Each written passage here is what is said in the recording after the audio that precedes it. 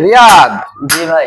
ভাইয়া কি করছিস? এই যে ভাইয়া ওয়েস্ট ওয়াটারের গুঁড়াটা ছাড়িয়ে নিচ্ছি মশলাটা। ওয়েস্ট ওয়াটারের গুঁড়াটা ছাড়িয়ে নিচ্ছিস? জি। কেন ছাড়াচ্ছিস ভাইয়া ওয়েস্ট ওয়াটারের গুঁড়াটা?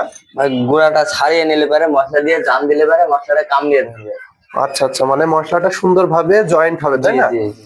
আর যদি আমরা এই যে কোর কাটিং দিয়ে তো হোল্ড করেছি, জি এতে করে আমাদের সাইডে সেমন একটা ফাঁকাও থাকে না পাইপ দেওয়ার পরে, জি ঠিক না?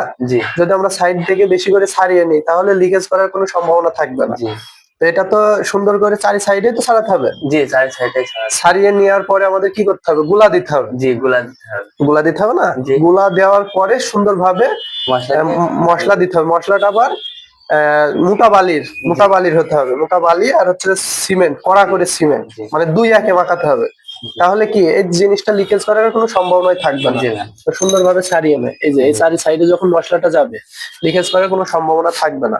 ওয়েস্ট ওয়াটারের গুঁড়াটাই কিন্তু আমাদের কমপ্লেন আসে বেশি, ঠিক জি না? জি জি তো আচ্ছা ভাইয়া, সুন্দর করে জাম দিবি, হ্যাঁ? জি। ঠিক আছে।